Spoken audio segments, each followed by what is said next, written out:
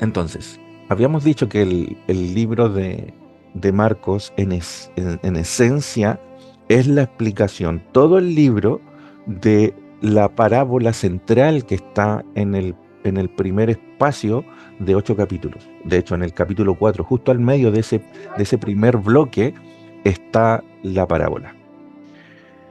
Y esa parábola nos trata de la limpieza del terreno, del sembrar una semilla y del florecer y el nacer de esa semilla.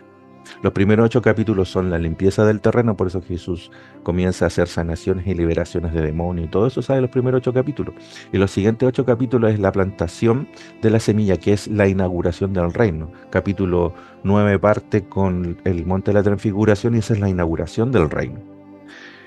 Hasta llegar al último bloque, que tenía que ser la semilla que moría, que es Cristo muriendo, porque Él es la palabra, Él es la semilla, y resucitando, que era el florecer de esa semilla, que es el concepto de los frutos. Ahí está el concepto de los frutos, cuando la semilla nace y da frutos. Vamos a ver algunos textos que guardan relación con esto y con el concepto de los frutos. Nosotros habíamos visto esto que está en el capítulo 4. Esto lo habíamos visto en el primer mensaje.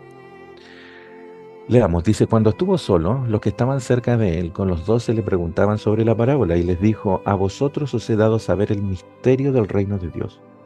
En primer lugar, hay un concepto de un misterio, algo que el resto no ve y que se supone que ustedes deben ver, pero al parecer los discípulos no lo veían de la misma manera.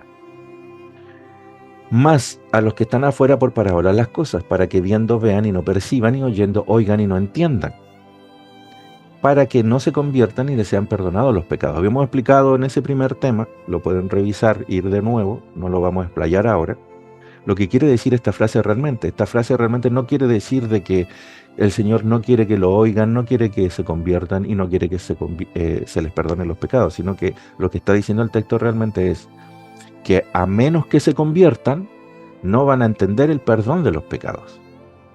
O sea, si ellos no cambian su manera de pensar, no van a percibir que son perdonados. Porque la palabra perdonados aquí es afiema, y que es la que está acá abajo en griego, que es la que sale muchas veces en la Biblia. Pero perdón se dice de tres, incluso hay una cuarta que es un poco más insignificativa desde el punto de vista del perdón, que a veces es traducida como perdón también en nuestro idioma. Y son esas tres palabras que están acá, afiemai, karazomai y feidomai. Y afiemai es esa clase de perdón en la cual vincula al ofendido y al ofensor. Por ejemplo, si alguien le dañó a alguien, a un tercero, ese tercero lo perdona, pero el que dañó al otro percibe que el otro lo está perdonando y entiende el perdón que le está dando el otro. Hay un feedback, hay una liberación. Yo lo libero de la carga al otro y el otro sabe que yo lo he perdonado y se siente libre. Esa relación entre los dos es afiemai. Y karasomai es esa clase de perdón que es por gracia, que el otro no necesariamente va a saber que yo lo perdoné, pero yo lo perdoné por esencia, por base, él está perdonado por mí, pero el otro no tiene la menor idea. Ese es el perdón que viene de Dios, que siempre ha estado, que nosotros no lo sabíamos. Cuando ese perdón se hace efectivo a través de Cristo hacia nosotros, y nosotros percibimos el perdón de Dios, se transforma en afiemai. El Señor nos karazomai y nos afiemai. Pero si nosotros no cambiamos nuestra forma de pensar y no percibimos que el Señor realmente nos ha perdonado, no vamos a afiemai. No seremos perdonados, no sentiremos ese perdón, porque no responderemos al conocimiento de ese perdón. No sé si me explico. Y feidomai es como tratar a alguien con lenidad. Por ejemplo, alguien le hace daño a un tercero y ese tercero dice, no me interesa, que hagan lo que quieran, a mí no me molesta. Es como tratarlo así como pequeño el problema y no hacer nada. Eso es como tomarlo a la rápida, a la ligera. Es esa clase que también es traducida como perdón. Y sale 7, 8 veces en la Biblia y dice, por ejemplo, sale en Segunda de Pedro, cuando dice que Dios no perdonó a los ángeles, sino que los encerró a prisiones en prisiones de oscuridad. No está diciendo que Dios no les dio el perdón, está diciendo que Dios no los trató a la ligera. Eso es lo que está diciendo el texto original, sino que los encerró en prisiones de oscuridad, que hizo algo al respecto. Eso es lo que quiere decir el texto, lo único que se traduce como perdón, y hay personas que utilizan esos textos para decir que el Señor no perdona todo, pero no es así, ¿ok? Entonces, según cómo es la palabra que está escrita, es a qué se refiere. Si nosotros entendemos eso, podemos entender lo que nos dice el texto. Lamentablemente nuestro idioma es solo perdón. ¿Ok? Entonces, eso es lo que quiere decir acá el texto, que ese misterio, a través de las parábolas, si ellos no los perciben porque no han cambiado su forma de pensar, no se han arrepentido, metanoia es la palabra arrepentimiento, si no han cambiado cómo ellos ven las cosas, nunca van a percibir el perdón, dice el Señor. Eso es lo que está diciendo acá. ¿Por qué? Porque ellos habían sido criados bajo la ley. Habían sido criados bajo eso. Y lo que habían aprendido, ¿qué era? Que tenían que portarse bien y que no hay perdón. ¿Cómo que no hay perdón? Habían cosas por las cuales llevaban animales, pero si usted busca el libro de Deuteronomio, el libro de Deuteronomio dice, sacrificios de animales no tiene el libro de Deuteronomio, fue el primer libro del Pentateuco escrito, después vinieron los otros, después vino el Levítico.